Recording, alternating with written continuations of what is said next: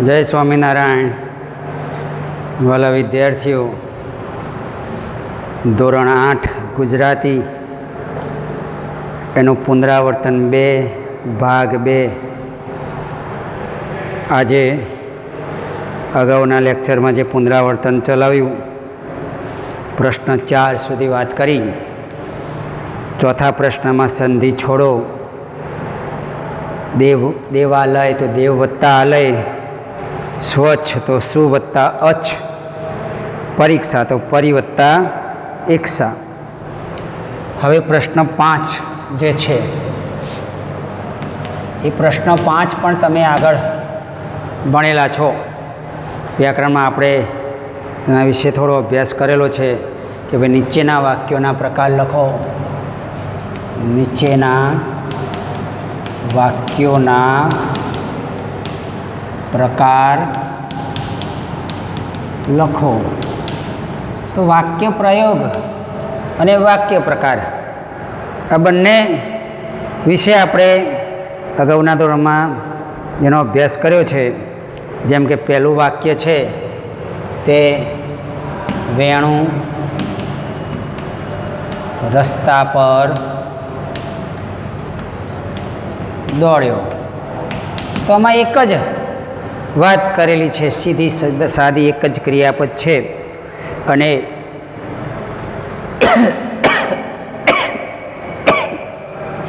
એક જ કર્તા છે, એની ક્રિયા દર્શાવી છે.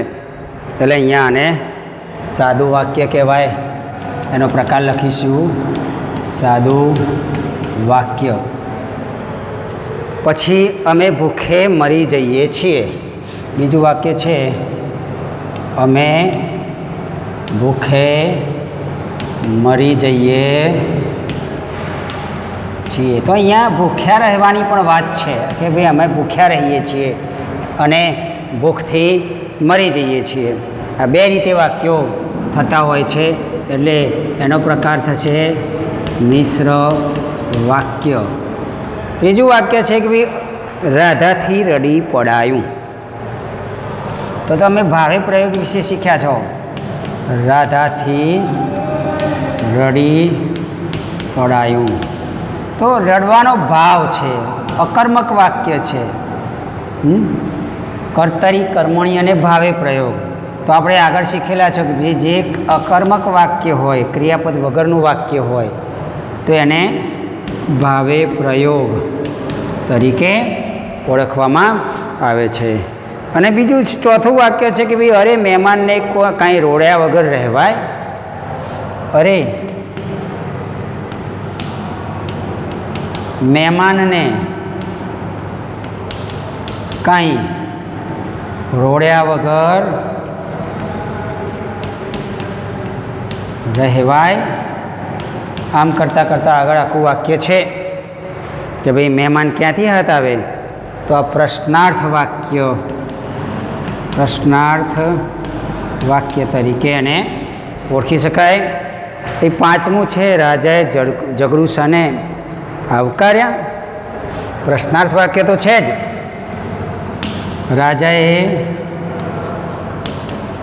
જગડુશાને આવકાર્યા. પ્રશ્નાર્થ વાક્ય નથી, અહીંયા પ્રશ્ન મૂકી દીધો છે પણ એ પ્રશ્નાર્થ વાક્ય બનાવી દીધું છે. હવે ચોપડીમાં પ્રશ્નાર્થ વાક્ય નથી પણ એ કર્તરી વાક્ય રચના છે. કેવી? કર્તા પ્રધાન અથવા તો કર્તરી વાક્ય અથવા તો કર્તરી વાક્ય રચના તરીકે એને ઓળખવામાં આવે છે. પછી પ્રશ્ન 6 છે. પ્રશ્ન 6. આ પ્રશ્ન 6માં વાક્ય રચના ઓળખવાની છે કે ભાઈ આ નીચે આપેલી જે વાક્ય રચનાઓ, તમે વાક્ય રચના વિશે શીખેલા છો. કર્તરી, કર્મણી, ભાવે પ્રયોગ અને પ્રેરક રચના. કર્તરી વાક્ય રચના, કર્મણી વાક્ય રચના અને પ્રેરક વાક્ય રચના. તો વાક્ય રચનાઓ ઓળખો. તમારે 10મા ધોરણમાં 8મા અરે 9મા ધોરણમાં થોડું વધારે આવશે કે ભાઈ કર્તરીનું કર્મણીમાં રૂપાંતર કરવાનું આવશે. અત્યારે તમારે ફક્ત ઓળખવાની કે ભાઈ રાજા પંડિતને કાગળ આપે છે. રાજા પંડિતને કાગળ આપે છે તો રાજા કર્તા છે, તો મૂળ કર્તા છે. પંડિતને કાગળ આપે છે પણ કોણ આપે છે? તો રાજા. અહીંયા કર્તાની પ્રધાનતા છે એટલે તે વાક્ય કર્તરી વાક્ય પ્રયોગ તરીકે ઓળખવામાં આવે છે. બીજું છે જગદુશાએ ધનના ભંડાર ગરીબો માટે ખુલ્લા મૂકી દીધા છે. આ પણ ક્રિયાનો કરનાર બતાવે છે. જગદુશાએ ધનના ભંડાર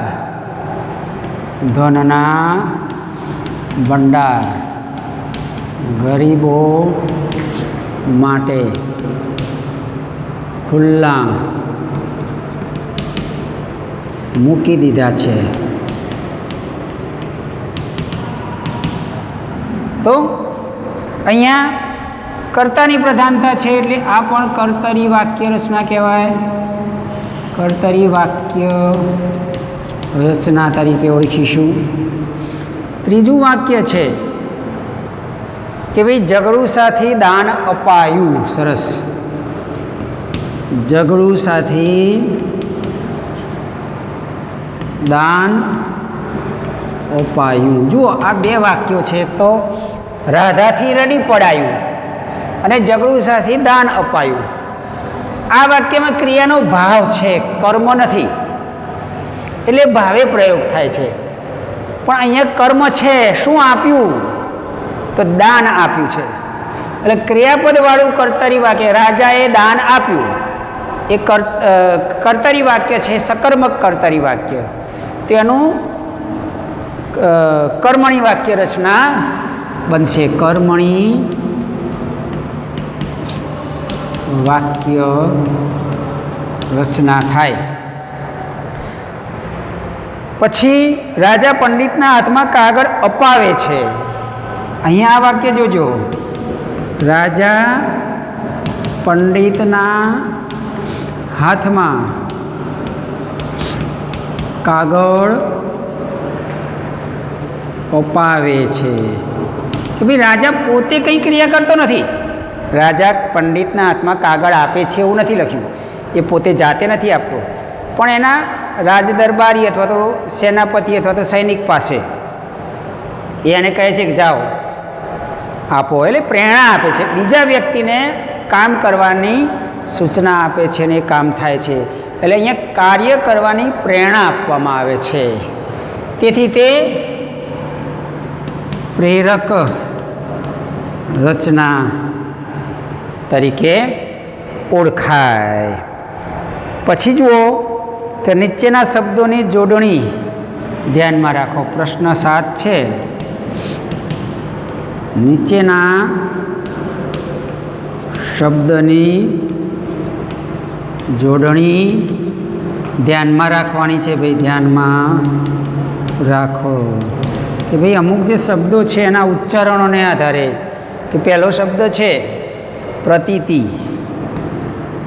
પ્રતીતિ તો ઇતિ જ્યારે આવે પ્રતિ વત્તા ઇતિ આ જોડણી છે. તમે આગળ ભણેલા છો કે રસ્વઈ અને રસ્વઈ ભેગા થાય ત્યારે એનું દીર્ઘઈ થાય. એટલે પ્રતિ અને ઇતિ એ જોડાયા, ઈ અને ઈ જોડાય એટલે આનું દીર્ઘઈ થાય.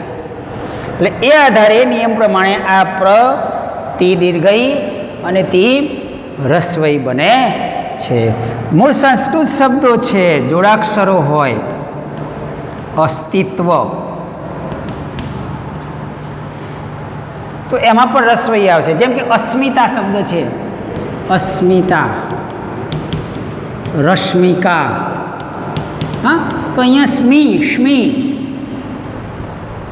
તો આવા જે શબ્દોના ઉચ્ચારોવાળા શબ્દો હોય એમાં રસ્વઈ આવે છે.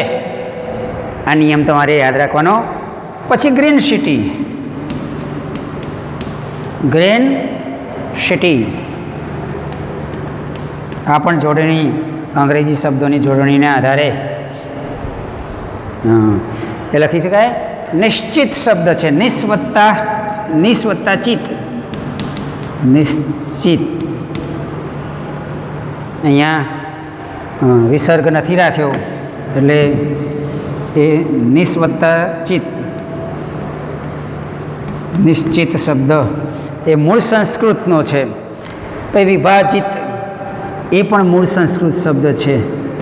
વિભાજિત ઈત આવે વાક્યમાં, શબ્દમાં ઈત ઈક આવતા હોય તો ઈક ઈત આ બધા ઇકારાંત શબ્દો ઈ થાય. અને ચોથા 4 અક્ષરનો શબ્દ હોય તો એનો પહેલો અક્ષર રસ્વઈ થાય. આ બધા નિયમો છે જોડણીના. અને આ શબ્દ પાછો મૂળ સંસ્કૃત શબ્દ છે. મૂળ સંસ્કૃત શબ્દમાં જે રીતે લખાતા હોય એ રીતે જ જોડણીના નિયમોનું અનુસરણ થાય છે.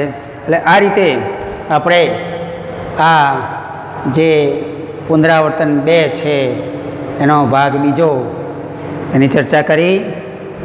આ તમારે સુંદર અક્ષરે પુનરાવર્તનની નોટમાં, ગુજરાતીની નોટમાં અગાઉ પુનરાવર્તનનું જે લખ્યું છે એ પ્રમાણે તમારે લખી કાઢવાનું રહેશે.